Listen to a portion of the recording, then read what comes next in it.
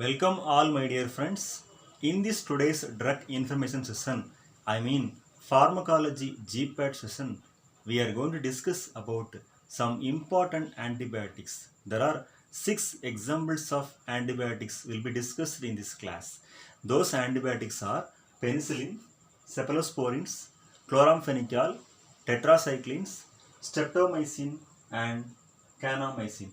These 6 antibiotics, 1 minute drug info, we are going to discuss in this class. Okay, so first we have to know about the penicillin. So penicillin is one of the beta lactam antibiotic. Okay, then the mechanism, basic mechanism is inhibition of cell wall synthesis leading to loss of viability. Inhibit the synthesis of cell wall. That is the basic mechanism in penicillins. Then the uses, it is used as an antibiotic and antibacterial agent. It will be effective against some other bacterial infections. That's why it is called as antibacterial. It was the first antibiotic in the world. It was discovered by Alexander Fleming in 1929. So these things we know already. Okay, second example, that is called as cephalosporins. So cephalosporins also same category as like penicillin. These are coming under beta lactam antibiotic. Okay, then the mechanism, basic mechanism is similar as like penicillin. It inhibits the synthesis of cell wall of the bacteria. Okay, then the use is also similar, antibiotic as well as antibacterial.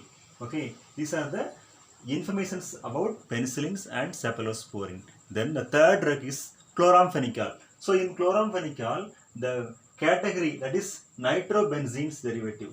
Okay, the category of chloramphenicol is nitrobenzene's derivative. The major mechanism, inhibition of protein synthesis. Okay, in the bacterial body, inhibit the synthesis of protein. Majorly, the chloramphenicol may be available in medical shops in drops form. Okay, so it is used as an antibiotic as well as treatment of eye infection, and also it will be effective against urinary tract infection. Sometimes it will be given in typhoid fever. Okay, these are the uses of chloramphenicol. Okay, then tetracycline, the category is naphthazine derivative. Okay, so the same mechanism for tetracycline also, it will be inhibit the synthesis of proteins in the bacteria. Okay, then the uses, antibiotic as well as antibacterial. These are the synthesis of therapeutic uses of tetracycline. Then streptomycin. So streptomycin is the aminoglycoside group of antibiotic. The major mechanism in streptomycin is inhibit the bacterial protein synthesis. By binding to 30S ribosomes and impeding the function of ribosomal subunit. Okay, wow. So tetracycline, chloramphenicol and streptomycin, kanamycin, these will be having similar inhibition of protein synthesis, but the way is different. It will be binding with 30S ribosomal subunit. Okay, wow. So what is the reason for binding with 30S ribosomal subunit? Means the ribosomes are most important for the synthesis of protein. So if the drug will be binding with that, means the protein synthesis will be inhibited. Likewise, the bacterial growth will be stopped.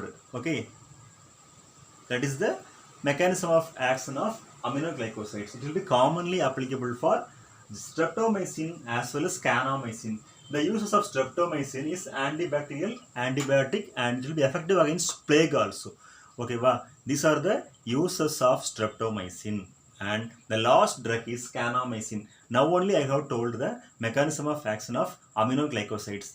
Kanamycin also coming under aminoglycoside category. The mechanism of action of kanamycin inhibit the bacterial protein synthesis by binding to 30S ribosomes and impeding the functions of ribosomal subunits. The same function will be applicable for kanamycin also. the use of kanamycin, antibiotic as well as antibacterial. So in this class we have discussed about antibiotic, the word a lot of times. So first and foremost we have to know the meaning of antibiotics. So already I may have told the meaning of antibiotics in previous classes. Anyway, I am saying that antibiotics are chemical substances which are produced from different types of microorganisms. Okay, so the microorganisms such as actinomycetes, streptomycetes, virus, bacteria and fungi. Usually these types of antibiotics will be having two effects. One is bacteriostatic and another one is bactericidal. Okay, so bacteriostatic means that will be inhibiting or preventing the growth of bacteria.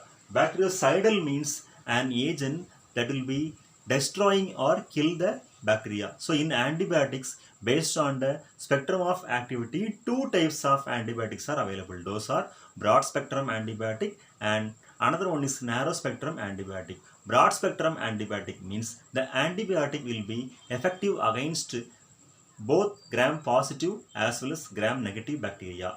But narrow spectrum antibiotic means the antibiotics will be effective against either gram positive or gram negative bacteria. In this class, the narrow spectrum antibiotic, the example is streptomycin.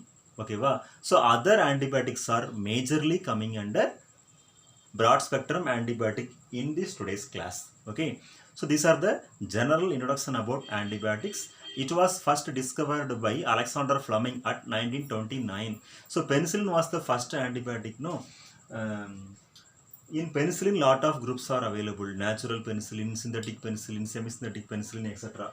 So once again I shortly repeat about this today's class: penicillin, cephalosporin, chloramphenicol, tetracycline, streptomycin and kanamycin. Penicillin, beta-lactam antibiotic, inhibit the synthesis of cell wall, antibacterial antibiotic. Then cephalosporin, beta-lactam antibiotic, inhibit the synthesis of cell wall, antibiotic, antibacterial. Chloramphenicol, nitrobenzene derivative, inhibit the synthesis of proteins. The uses are antibiotic, treatment of eye infection and urinary tract infection.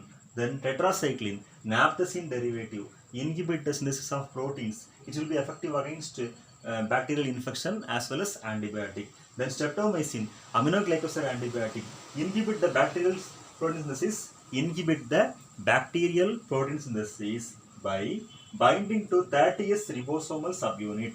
The uses antibiotic, antibacterial and plague. Then last drug kanamycin, aminoglycoside antibiotic, inhibit the bacterial protein synthesis by binding to 30S ribosomal subunit. Then the uses antibiotic as well as antibacterial.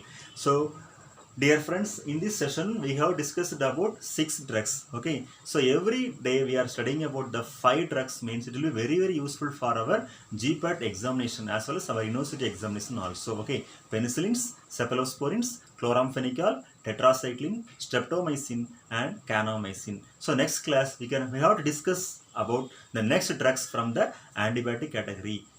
Thank you very much. Thanks a lot for your kindful cooperation. Thank you.